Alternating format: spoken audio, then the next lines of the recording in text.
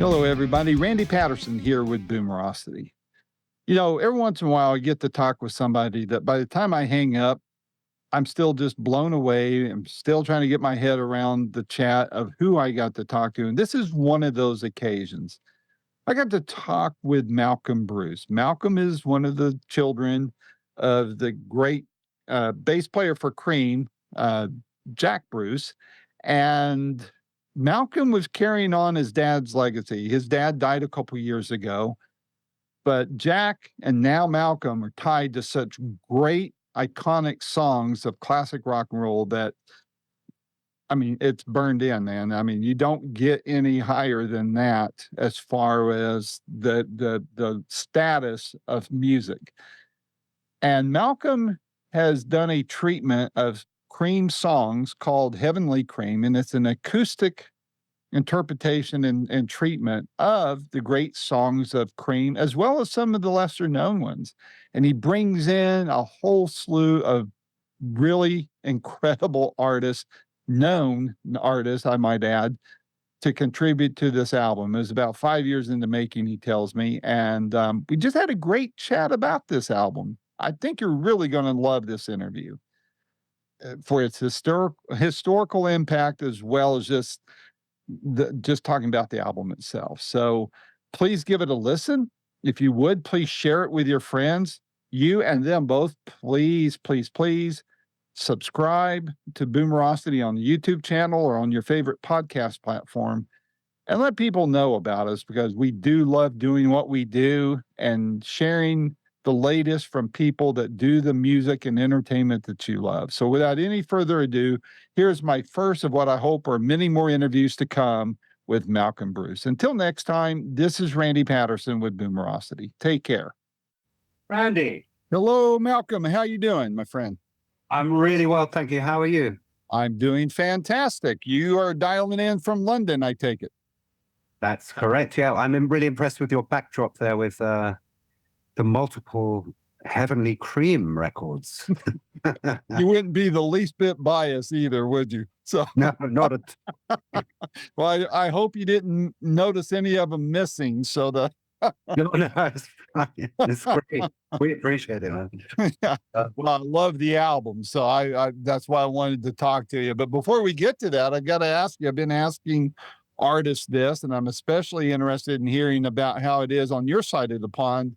And that is, what is the post-pandemic world like for you there, especially when it comes to performing, recording, anything to do with your work? Wow. I think economically, the whole world globally has changed. So I think, from that perspective, it's a whole different animal, and I'm sure it's the same. And by the way, I lived in Nashville for a while, down in Franklin, so I know Tennessee pretty well. So I miss it, man. How is it? Well, I don't live there anymore. I'm actually in the Smoky Mountains. So some other Brit sang about it many years ago, about the Smoky Mountains. I remember. Way down south. Yeah. You know? So I'm actually a couple miles from Dollywood. So. Okay. So you're a little bit out. Yeah. Yeah, to the east. But I did work and live in Nashville for a while until the pandemic hit. I worked downtown over near the Ryman. So. Cool. And lived over. You must know Mr. Nashville, right? Do you know just a little bit? Yeah. Before he passed away, are you talking about the guy they called the mayor? Even though it was a radio program, right? I forget his name offhand, but. Oh yeah. He recently. No, I mean Oh, okay. If we're talking about the same one, so I'll have to look up whether he passed away. I hope he hasn't. But no, I mean I used to stay down with Kevin McKendry. Mm-hmm. Whose son, yes, is a guitarist, and hung out with Delbert a little bit, and those guys, Delbert McClinton and Gary Nicholson, wrote a song with him, and John Tiven, and I played last time I was there, I played City Winery. I just it's a great. Well, the whole of America is great, man. I mean, I am a kind of sort of honorary American. I've spent so much time over there. Well, Nashville's just a lot of fun. When was the last time you've been there? 2019. I was on tour. I and I right up to the end of 2019, and then obviously the pandemic hit early 2020. So I haven't been back since, but I'm hoping to come back early next year. And then with my own band, a new record, I'm looking at touring from sort of September with the release right across America. I'm hoping September, October next year. You know how it is. It takes a good year to. I'm still in the middle of making the record, and so it's going to take a good while to kind of put it all together and promote it. And well, let's make sure we talk about that record when closer to the time it comes out, so we. I'd love to, Randy. Yeah, no, appreciate that. That'd be great. But the thing about Nashville, I wanted to say, you know, when the shutdown happened, they said, I have a day job, like so many people do, but to pay for our passions, right? But yes, they sent us home to work from home, and so I came back. Very similar here. Yeah. So I lived next door to my father, and so when I came here, I was here for 3 or 4 months, and I had to go back and get my stuff because they made the remote working permanent. And Malcolm, when I went back, just in that 3 months period of time that I was gone, the skyline changed. I mean, you won't recognize the downtown skyline. There are so many new buildings that have gone up. I mean, it's insane, absolutely insane. Broadway is more bonkers than it's ever been. So just be prepared. But the whole Nashville area, I mean, you know, I first started coming, I've been coming to America since I was a kid, you know, but I first started coming to Nash Vegas in like 2009. And every time I would come back, it was like twice as big, you know, and down that area in Franklin, you know, south of the city, it just felt like every time I came back and I drive down the freeway from the airport to Franklin, it was like this whole huge extra sprawl of like new buildings, new residential housing, you know, just crazy. And the student influx and all of that stuff. And then I'm at a club and some guys saying, "Oh yeah, we're all microdosing now," and I'm like, "What?" They're like doing like LSD micro. I don't know if everyone's doing that, but it just seemed like the whole city was progressing and expanding, and new elements were coming in. Whereas when I first went, it still felt maybe like Music City. You know, it was just old school kind of country music and blues rock, and then it was like all these other elements. So, but also I think like maybe like a lot of people were moving from the West Coast, from LA to, you know, a lot of people were leaving Los Angeles and moving to Nashville.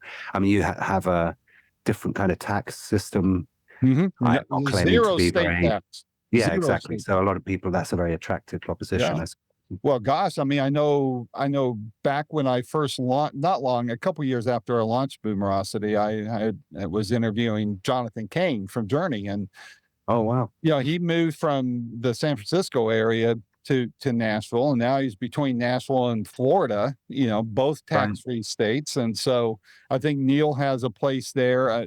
Bonamassa, as you know, he's got a place there, and a lot of people have caught on to that. I mean, it's kind of like LA East without all the nasty tax aftertaste, you know. So I was actually dating a girl in St. Pete's, Tampa kind of area down in Florida. It's a gorgeous place.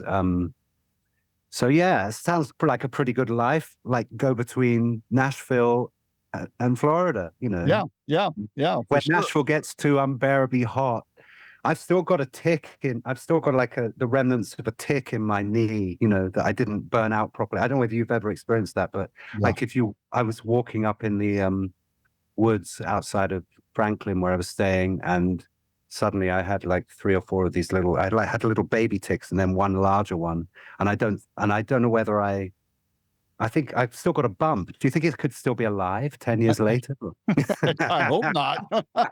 Maybe I've got this kind of thing growing inside of me.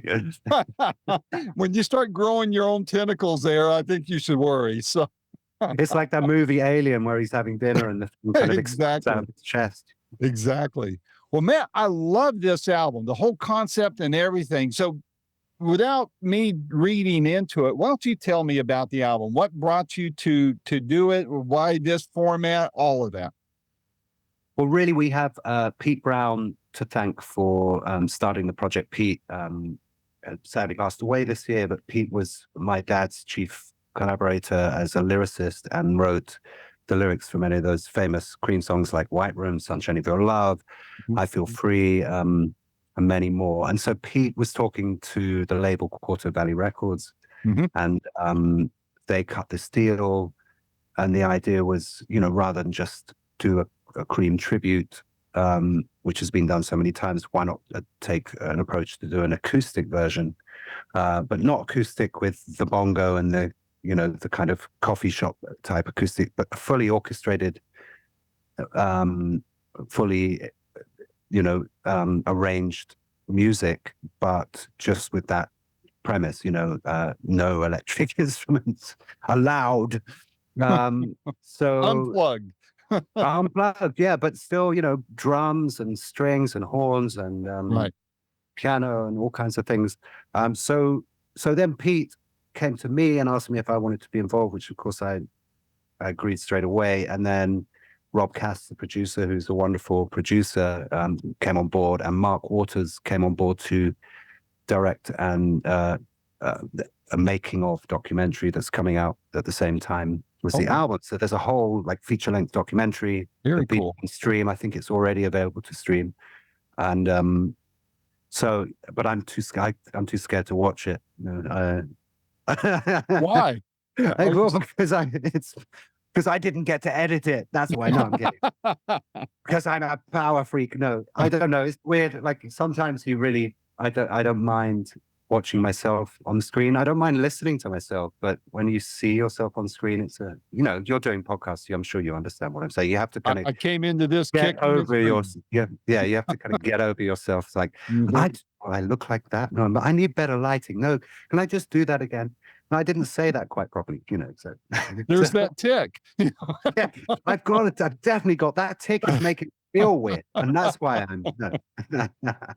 So yes, I mean, you know, so it was just.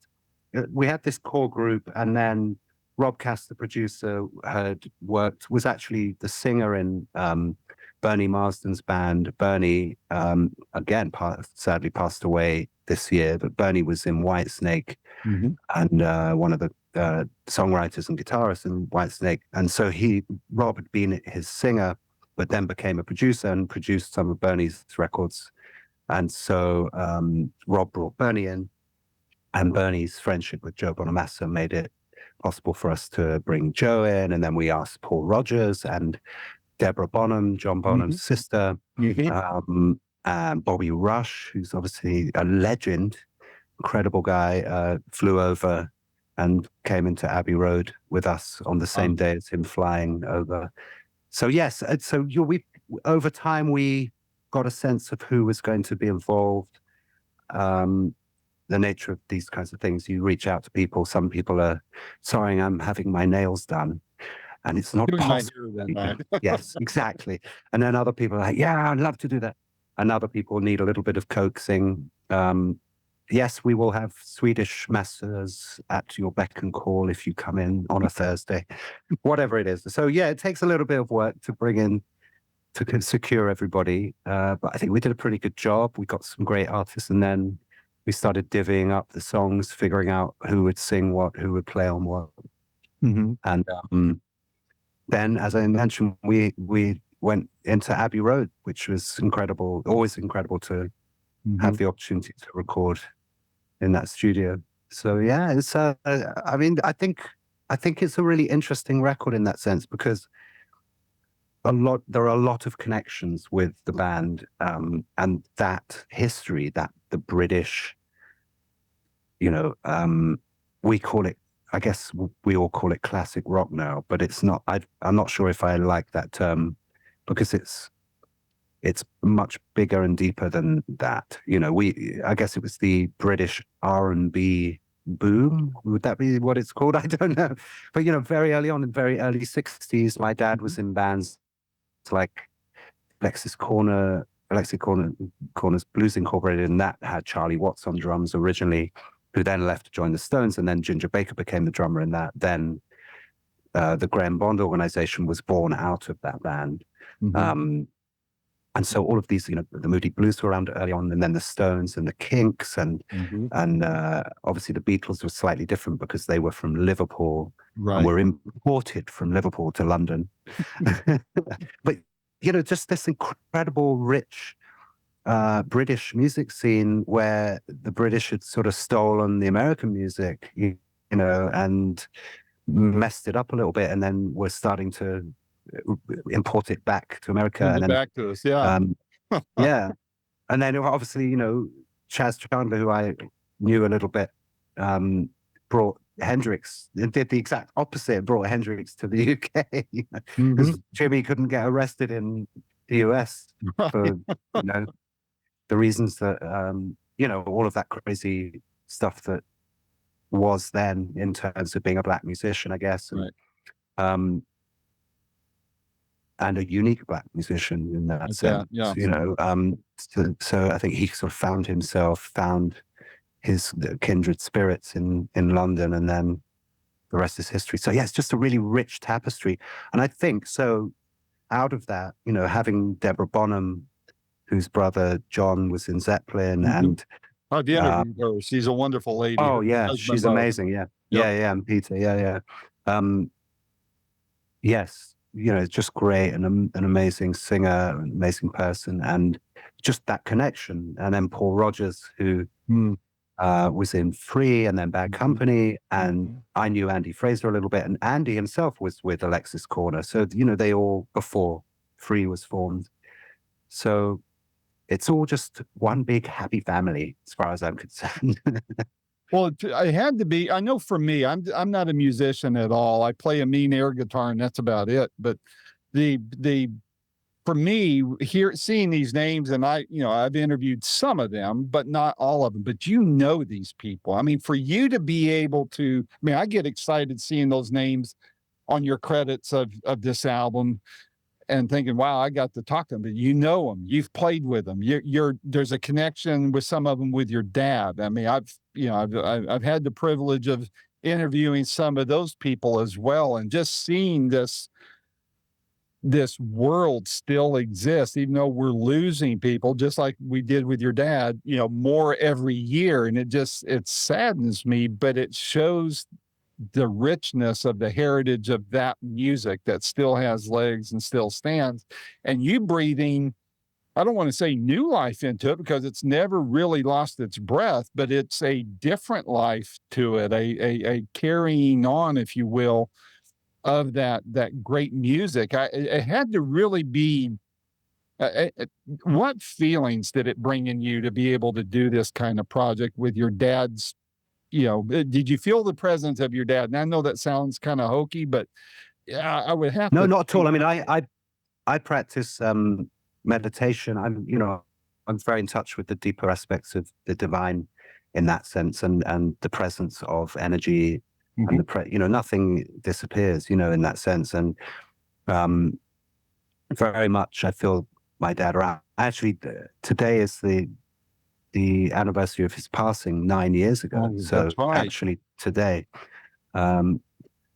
yes, it's funny, all of that, stuff, like we can get really affected and traumatized by people leaving us, but at the same time, everything is moving, isn't it? The very nature of this experience is everything is in transition.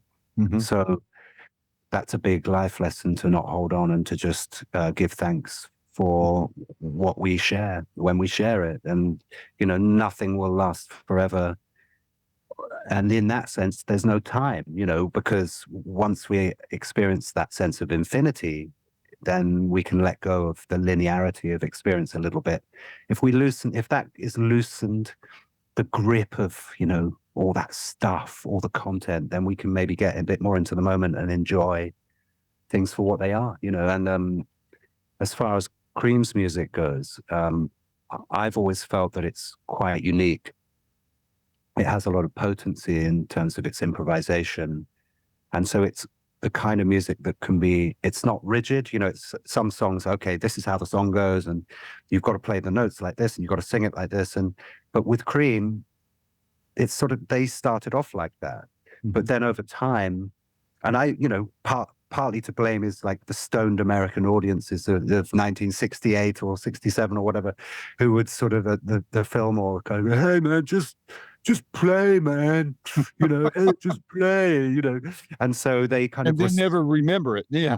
yeah, but you know, just that response to, you know, the audience and the feeling that was around at that time, people wanted them to just stretch out, you know, and just to be more in the moment. And I think Cream's music lent itself to that. So of course, then you do end up with the original band, you know, doing sort of a 25-minute versions of Spoonful or whatever. Mm-hmm. And there are incredible aspects to that because it just opens up, you know, I see the blues at its best.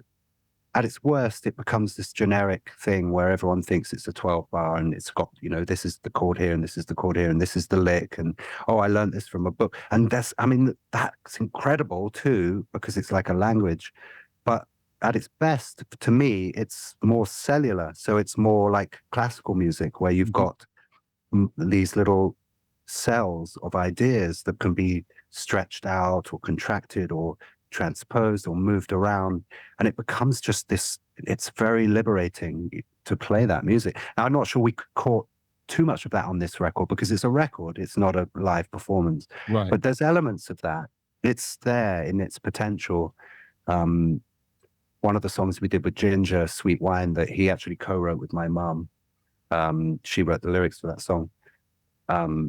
There's a little sort of jam section in the middle of that with Ginger, and you know, Ginger just never disappoints. I was listening to the first single that was from this record, Sunshine of Your Love, and that's Joe Bonamassa singing, playing guitar, and with Ginger on drums. And if you listen to the way he plays the drums, you listen to the hi-hat, and you listen to the way he moves the time, as you know, as a drummer, it's just such a beautiful, unique proposition. It's not metronomic, Right. you know, it's not a click track. It's just not a click track. It's and sometimes, you know, instead of it being, you know, like that, it becomes, you know, it's moving, and there's the humanity, the feel, or whatever you want to call it. It's just so it's enriching the experience because it's shifting the vibration, the you know, it's not going like this on one on one. It's just slightly ahead or slightly behind. And that just gives it a sense of depth and movement that's so beautiful. So yeah, I think Cream were unique in the sense that you had three incredible musicians that had a depth of understanding of the potential of music. It wasn't just pop songs and right. A kind of format, although they did attempt to do that as well, you know, but it just very quickly opened up to something much, much deeper. And I don't think there's any other band that has that in the music. And I hope that we, in our own way, have captured some of that in essence, that idea of the depth of this kind of music. You know, it contains the blues, but it's also got jazz and classical elements without it being obvious. You know, it's its own thing, becomes its own thing. Did you, not from a time perspective, but more from a comparison or a legacy perspective, did you feel any kind of pressure about this project because it was, you know, work that your dad was involved in and that kind of thing? Did you feel anything undue along those lines? Well, I kind of wanted to, I found myself wanting to play a supportive role for the majority of the time. So, you know, I didn't put pressure on myself. I know the music enough to be able to sort of do it. But also, you know, Rob Cass is a great producer. He's really good at, you know, one of the roles of a producer is time management. So, you know, it's like, okay, good enough, let's move on. So you don't give certainly in a situation where you're in Abbey Road and you're working with lots of musicians, you know, you don't have the $6 million budget to go, okay, we're going to book out the studio for 6 months and like, we're going to just do the hi-hat today. Maybe we'll spend a week on the hi-hat and then next week we'll do one of the guitar strings, you know. You know, so really a good producer in that scenario is going to kind of keep a track. Okay, this is what we have to achieve today, and we're going to do. And so there's a speed, there's a rhythm to the recording process. You don't get too caught up in detail. You just have a flow. And what tends to happen with that is you capture a recording, but it's a record of what it was like, rather than getting too uptight about details and getting it right. It was right in that it was right because that's what happened, Mm-hmm. you know, and that's an ethic in recording that sometimes gets lost because we have the unlimited ability to do anything. I can do a million takes of something and then chop this note and this, and so we can get really caught up in that. And I think all recording artists, all writers and recording artists can. The temptation is to strive for perfection, which of course doesn't exist. So hopefully we struck balance. And for me personally, I'm never happy with anything I do. So it's good to have a producer that goes, yeah, that's cool. You know, that's good. Or that let's fix that bar or whatever. And then it's good or whatever. So how much of it was in Abbey Road and how much of it was, mailed in, say that, did Joe do it from Nashville in his own studio and Dropbox the file to you, or was it, did somebody come over at some point and drop into Abbey Road? As far as I remember, everything was done together, apart from Paul Rogers, who I think did his vocal remotely, possibly in the US because he lives on the West Coast, I think. But Joe was on tour in the UK, and I think he had a day off, so he came in, and it was great to hang with him. And so Ginger, we organized that. Joe came in, Ginger Baker came in, Bernie Marsden, and the rest of us were all there. So yes, we were in the room in the famous Beatles studio too. And we tracked, and we did a few overdubs, lead vocal and guitar solos and stuff like that. We did after we'd got the basic tracking done. But again, that's by far certainly for this kind of music, it's by far the best way to record. Have some human beings in a room with some microphones and record together and listening to each other, locking in, feeling it together. And that's what we managed to achieve with this. So I think, we're really pleased. Actually, I'd met Joe when we were both starting out in the early 90s. I was in a band called Lost City. He was in a band called Bloodline, and we met for about 5 minutes at a gig in Los Angeles. A band called Jack Mack and the Heart Attack, which were a famous sort of party band in LA. Southern Gal, yeah. Yeah. So we had actually met, and when Joe came in the studio, I kind of said, "Oh, do you remember that?" He's like, "Yeah, I remember exactly." And he seems to be a guy with a good memory, and he sort of knew more than I did about what happened that night. So there you go. But a we great won't go guy. into the reasons why, though, right? So yeah, no. I mean, I don't know, but he's just got a good brain, I suppose. But no, lovely guy, and it was really nice for us to have him in the studio, and I think it was, it's just great to have somebody of that caliber on the record, and with Ginger as well, and this ended up being Ginger's final recording sessions before he passed away. So again, it's quite poignant for us, for me, to have been involved in that. Very special, really, because Ginger was just so unique, such a unique artist. absolutely. And he didn't disappoint us. He really came up with something beautiful. And as I say, we did everything we did with Ginger. I think we did maybe 2 takes. Seriously? And that was it. Wow. Something like that. Yeah. So, it wasn't but he was that kind of, musician. Actually, I read a story on Facebook the other day from a producer called Joe Blaney, who's a famous producer who worked with Prince and all kinds of people, but he did a record with my dad in the late 80s that Ginger came and guested on. And he told this story that Joe and my dad flew down to LA. They were recording in San Francisco. They flew down to LA to go in the studio to track Ginger, and Ginger turned up and they did a sound check. Drums, got all the tones correct.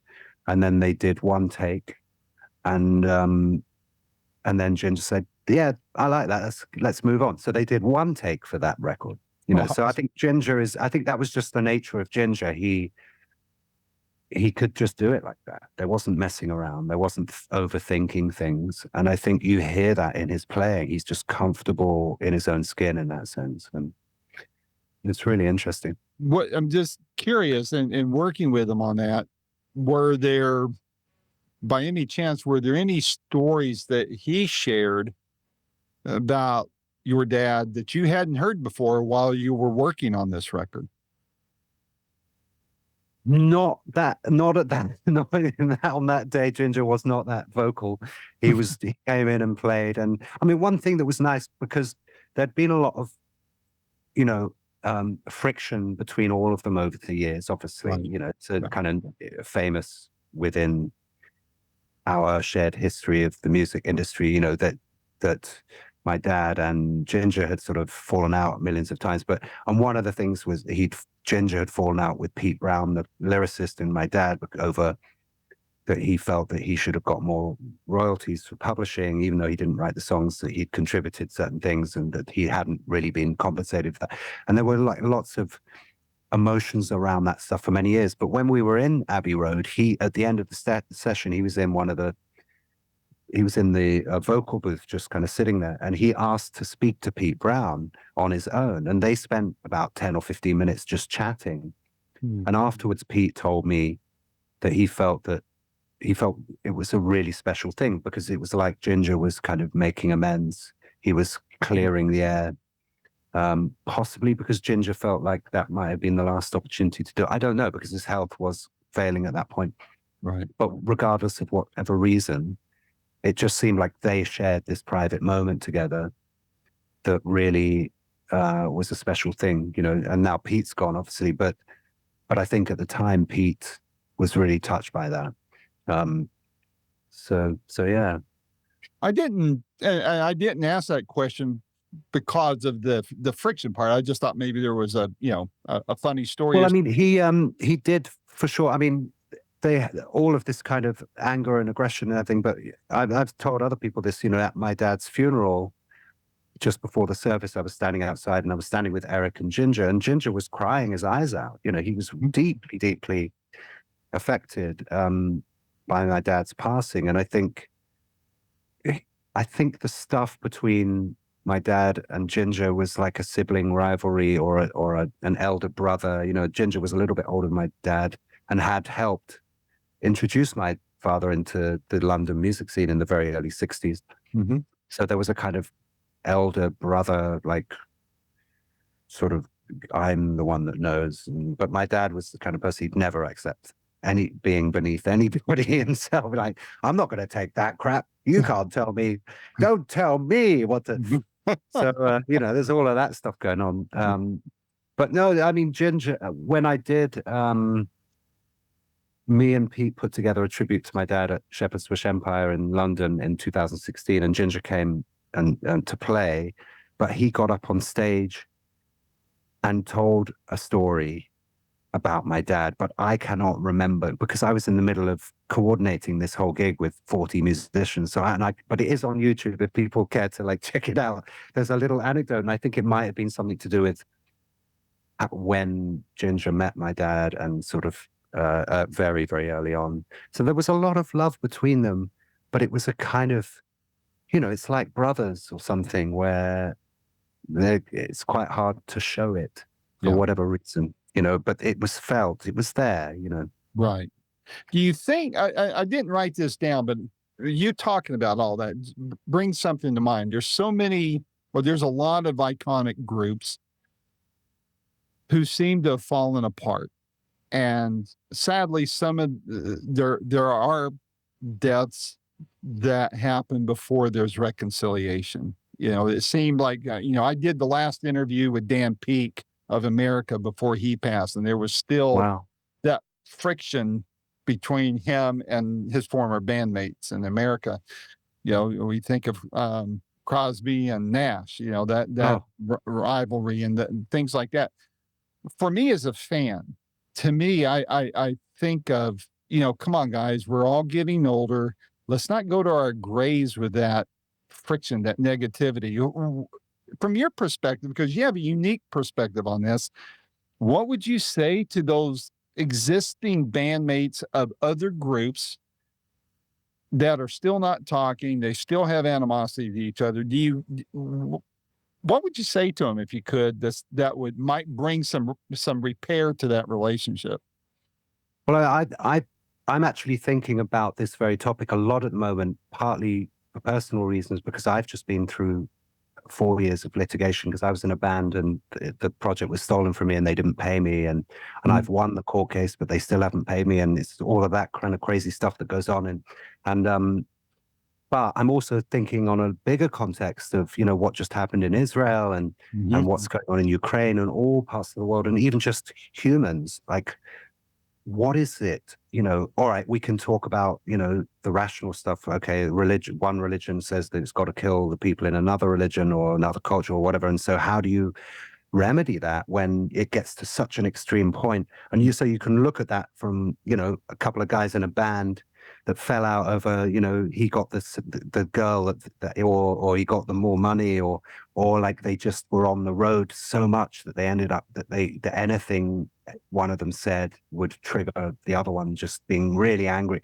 Like, that's the intensity of success in music, in the music industry can be such, and especially certain generations. It's different now, but I think earlier generations, there were a lot of drug use, a lot of money for people of working class backgrounds, so they didn't really know how to handle that, and all these kinds of, and also, like, what does a 21-year-old kid know about how to function when suddenly they've got access, so there's all those complexities.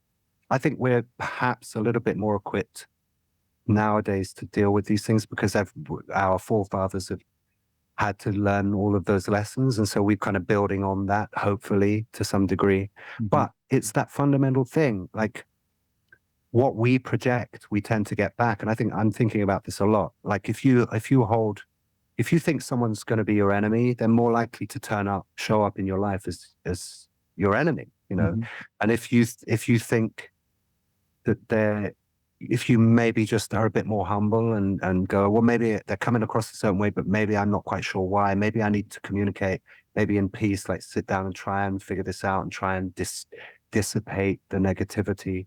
And I think we're all responsible for that, whether we're doing that through a spiritual tradition like prayer or meditation, so that we come to a very humble part of ourselves, that deep part of ourselves that informs our behavior, or whether we just do it intellectually, emotionally. We check ourselves in the moment. We go, okay, what am I giving out here?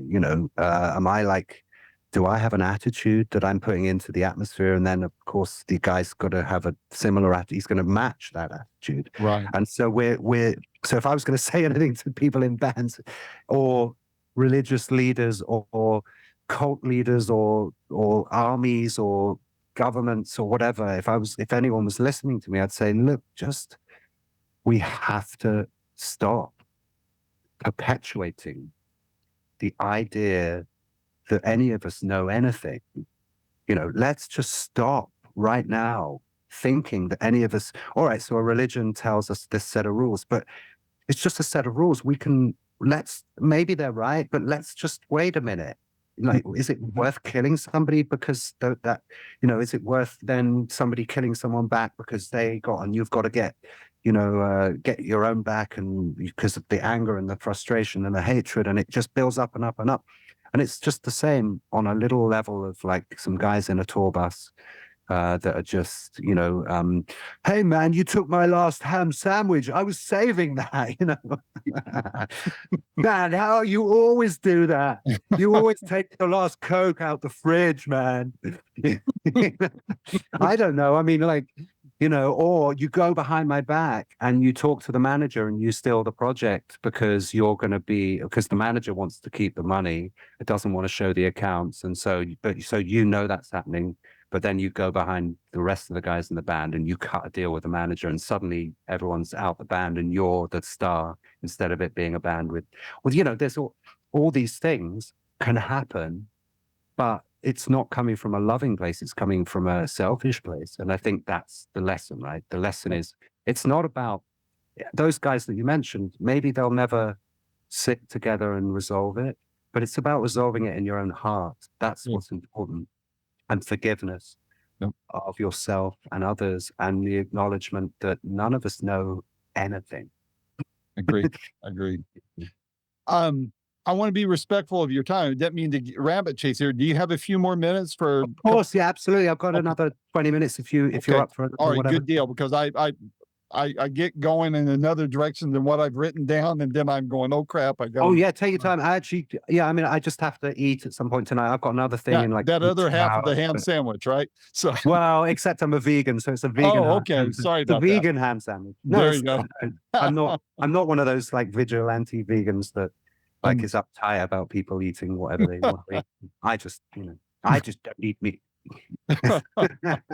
So on this album, which song? I mean, because the songs are classics, right? And so everybody that's a rock fan is more than just slightly aware of them, right? But still, from your treatment of those songs, which song would you point to as a calling card saying, hey, if you like how we did this one, you're really going to love the rest of the record? Wow, I'm not sure I can answer that necessarily. I mean, I could, you know, I love, like, I Feel Free is a really nice, I think we did something really nice with that. It's got a feel to it that's very kind of relaxed in a strange sort of way. There's a nice depth to the recording that I really like. But I think, you know, if people love the original band and they're fans of Ginger, then obviously jump to those tracks because, you know, Ginger, it's just such a beautiful thing that he contributed. But all of those things, I mean, the Bobby Rush tracks are some of my favorite because I'm just such a big fan of him. And he, you know, and he came in and it was like, wow, Bobby's royalty, here. Man. Yeah, but not again. It was like he put everyone at ease, and we're doing selfies, and he's telling us stories, and he's like just a total transcendent gentleman, you know, just a great guy, you know, he really is. And he's carrying that energy of like that experience of his life, and you know, you just are humbled by being around someone like that. But he's not acting like he's better than any, you know. It's just a really, really genuine, generous energy. So just from my selfish point of view, like my subjective experience of those sessions, that was one of my favorite moments when he came in. But so many of it, it's all great. I mean, and some of the, you know, lesser well-known people that are on the record, like my friend Tony Remy, who's an amazing guitarist. He was actually in my dad's final band. So my dad did a little residency at a famous venue called Ronnie Scott's in London. He did like a week's residency there a few years before he passed. But he did that residency with the house band at Ronnie's, the house blues band at Ronnie's. Ronnie Scott's is famous for being a jazz club, like the most famous jazz club in the world, apart from the Blue Note or whatever. So he kind of co-opted the house blues band, and Tony Remy was in that band. So it's just great to have Tony on the record. Pee Willie Ellis was there from James Brown's band, another guy that's passed away, and another amazingly wonderful person to have met, spent that time with. So yeah, I think just listen to the whole thing. Sit down, listen to the whole thing from the beginning, from the end. You know, it's not, again, as I say, like it's a record. It's not about you know, we're so used to these days. You know, I've got Pro Tools. I'm making my own record. I've got Pro Tools. I'm pretty good at running it. I'm really good at editing. I spent years working with technology, as many musicians have nowadays. So we can tend to get used to perfection. Like, okay, I'm going to fix that. I'm going to retune that note, and I'm going to fix the timing on that bit. And maybe if I'll replace the snare with a sample, because then it's more consistent, or, you know, and it just gets to that point. And I think with this record, it's the opposite. It is capturing, of course there was editing, but generally speaking, it was capturing the sound of musicians playing in a room and capturing that moment and not getting too worked up about perfection. And so you're here. So I would suggest people listen to the record in that sense of some, you know, imperfect things called human beings in a room making music, you know, and having this body of work to draw from. It's a really special thing to me anyway. But I think to a lot of people, I think there's still a lot of people that love Cream's music and recognize the depth and value of it. I mean, I was touring with Ginger's son, Kofi, a few years ago, which was, you know, we had such great response when we were doing it. A lot of people loved what we were doing because we were, as I said before, there's so much room to discover yourself in the music and to make it your own. You're not just repeating what they did.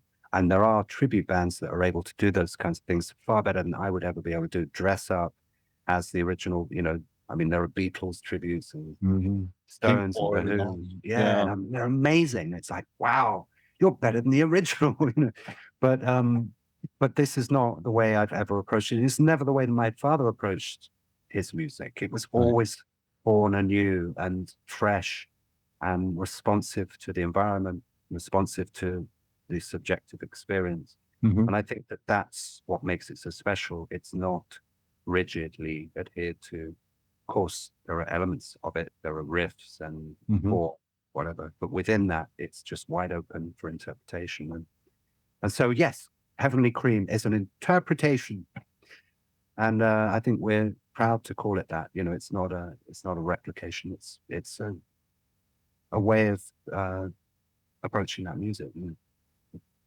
Are you going to be doing any touring or shows just specific for the album, or are you just going to integrate it into your other work with other performances you're doing, or how are you going to support the release of this besides just talking with schmucks like me? Well, I think talking with schmucks like you, but I don't think you're a schmuck.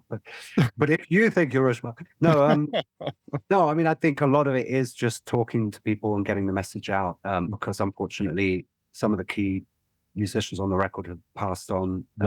We made this record back in 2018 because you know, it was a big process of you know, getting everyone together and then mixing, and then we shot the documentary, and so that was a big process to complete that and edit it.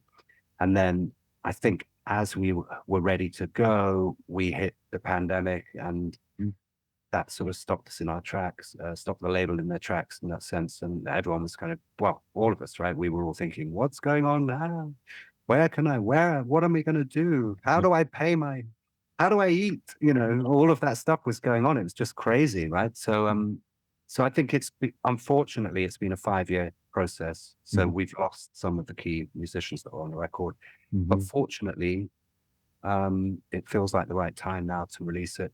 I'm not sure. I mean, I think the label are looking at, as we go along, they're looking at various different options. Maybe we'll do a show or a series of shows. It would be nice to, but we'll all support it.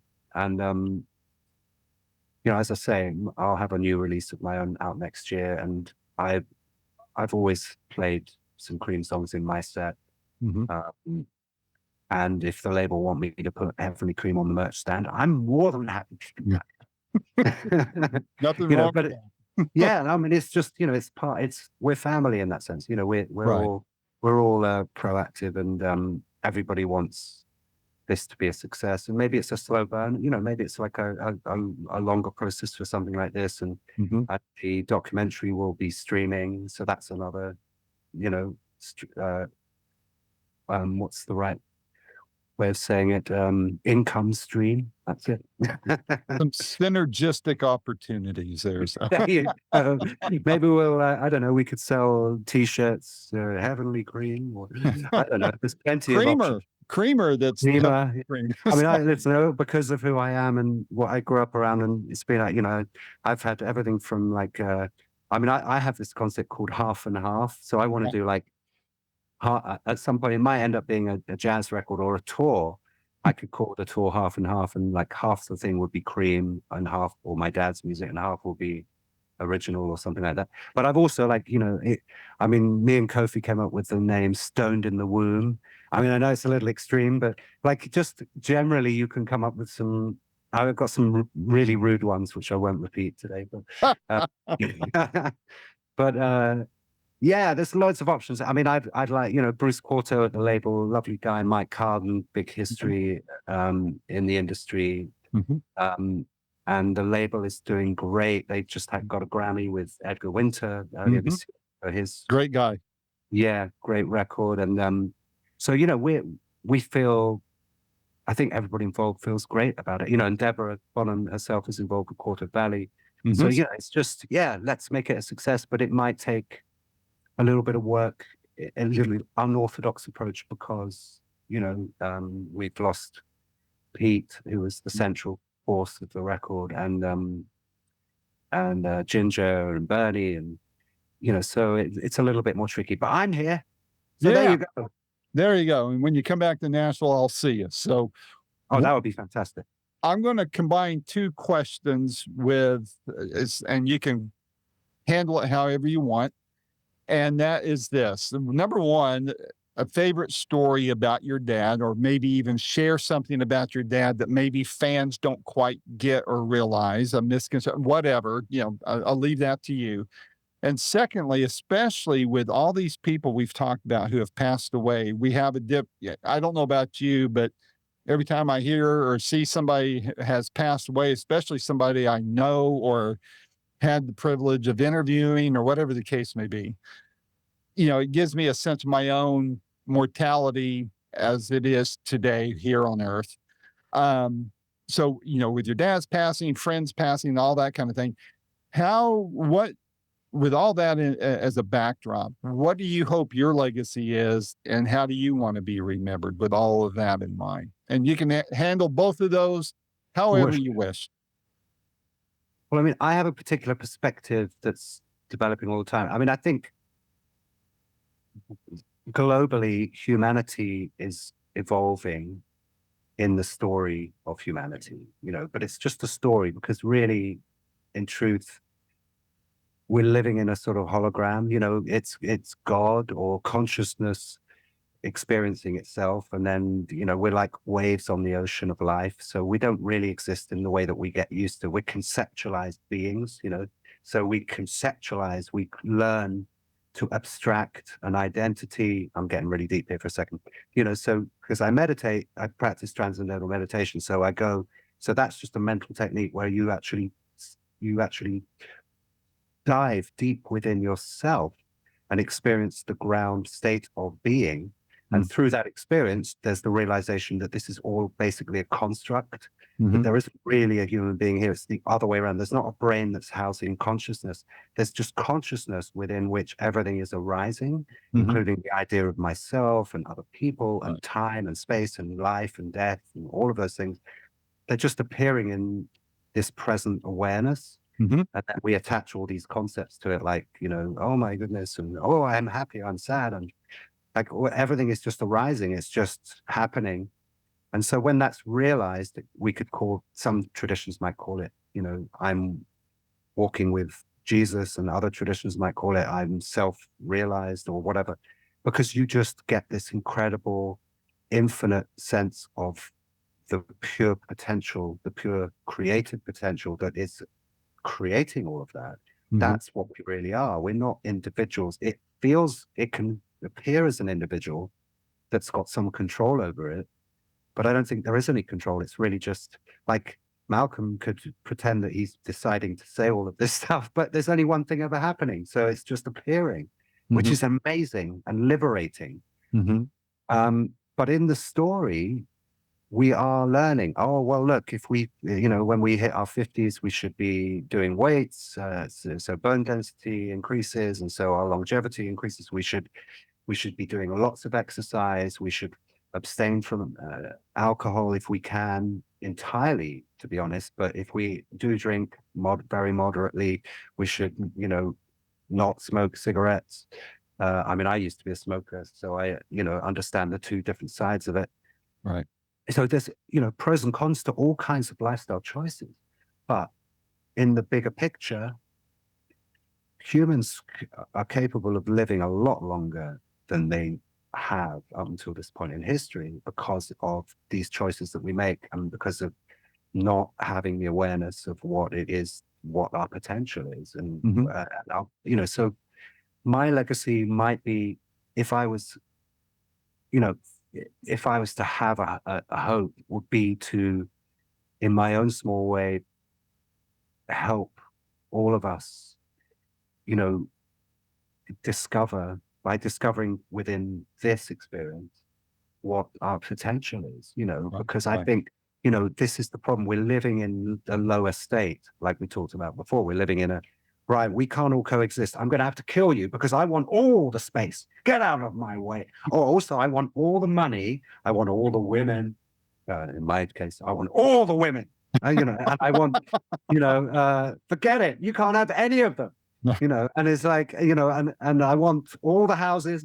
And I'm going to tell you what you can and can't do. I'm going to manipulate the situation. In fact, you're not even going to have a choice anymore. I'm going to create this organization that's unelected, it's undemocratic, but it's going to tell everyone what they can and can't eat, where they can travel, where they can't travel. So this is the world that's appearing for us right now. And we're confronted right now. Where are we going to head? Are we going to have these oligarchical entities that we never democratically asked to tell us what we can and can't do? Are we going to allow them to do that? Or are we going to actually liberate ourselves? And it's not about left or right, that whole paradigm that we're all still functioning in. Like in your country, it's so extreme right now, right? You've got the Democrats and the Republicans, and you kind of stop being friends with someone if they're not on the same political side of the fence as you. And never used to be like that. There was tolerance and a plurality to life, which is actually healthy. Like different points of view means evolution goes quicker because it's the richness, the variety that we see that in nature. And so now we're like, okay, everybody's got to think the same. If you don't think like me, we got to tell you you're bad and wrong and you're a fascist, or, no, you're a fascist. Like it's just so low vibrational, to put it bluntly. There's another place for us to be where all of that disappears entirely. And all that's left is love. And all that's left is the ability to be creative, whatever that might mean, even if it's just smiling at someone in kindness. That's a creative act. Making love and making a child and nurturing and respecting that and honoring that child as they grow is another simple, beautiful thing. Not indoctrinating the child into believing something that's superficial or less than authentic. Right. A child can, we all have within us the divine answers to everything. If we just are not, if we're allowed to discover it for ourselves, everything is there. The whole thing is there for us, within us. It doesn't come from the outside. It's already, the whole thing is there. And so I think we're just at the moment, sorry, I'm going really deep in here, but That's fine. just in I terms asked of for like it. just in terms of like my parents, and my dad, and who I love dearly, but they and me, we're all products of the time, but we are at this amazing crossroads, crossroads. We are at this amazing crossroads of consciousness and of awareness, and we're at that brink. Where is humanity going to go? We're going to become transhumanists and posthumanists, and we'll zip ourselves up in a pod and have a chip in the brain, or are we going to actually come back to these simple truths about humility and and not being manipulated and listening to each other and tolerating and allowing and sharing. Still have a world where we can, have competition, which is healthy. Competition is healthy as long as it's not violent competition. Right. Exactly. Competition is part of evolution, because if I see you play a guitar like a genius, it's going to inspire me to work harder at it. And so, we need competition because it opens us up to new ideas, and it motivates us to be better for ourselves, to compete with ourselves ultimately. So I think what I'm trying to express is that we're right at the beginning of our journey, humanity, because we're still fighting, and hitting each other over the head with sticks, and we're still childish, we're still immature. It's ridiculously embarrassing, really, to be honest. Like, I don't care what religion you're a part of, or that's all secondary to just a little bit of basic respect, just like, who cares? Also, your religion says this, and your religion says this, or your culture. Who cares? I know I'm not telling you not to think something, but don't tell anyone else what to think, because a true religion is not about converting someone else to what you think. It's about your experience of divine presence, right? That's what religion is. It's about your relationship with your higher self, or the divine, or God, or however you choose to express that idea. And you might be an atheist. Somebody might be an atheist and go, well, it's actually, my experience of my intellect being aligned with my behavior, or whatever. I mean, there's so many different ways to express the same ideas. So, a little less violence in the world will be nice, but then that we need to fundamentally change the way we're functioning, and it's tricky right now because there's also psychopathy. There are sociopaths that are by their nature manipulate themselves into positions of power, because then they get a sense of power by controlling other people, and then that happens in families, or little, just relationships on a basic level, but it can also happen within nations and across the globe.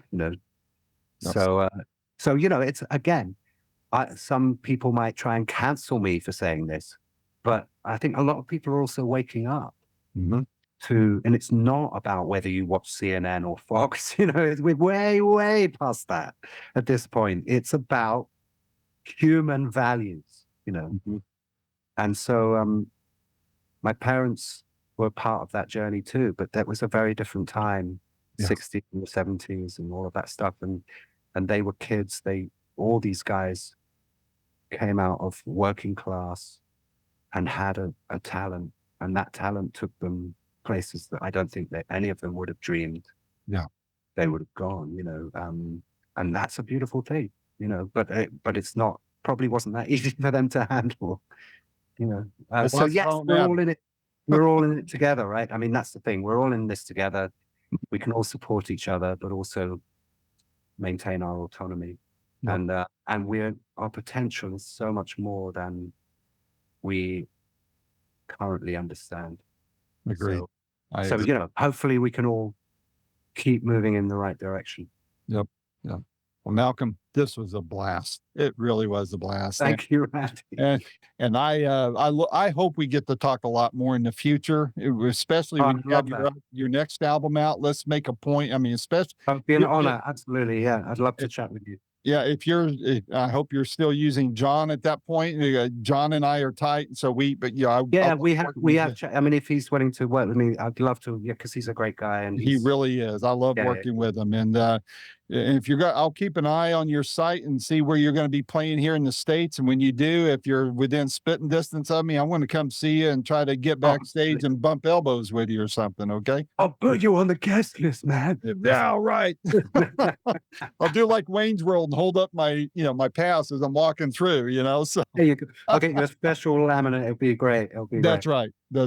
Well, man, thanks a million. This has been great. I'm just buzzing over it. So I wish you Thank well you so on much. promoting this project, and look forward to hearing the next one. Thanks, Randy. Thanks for your time. All right, Really thank appreciate you. Take care. Have a good day. it. Cheers.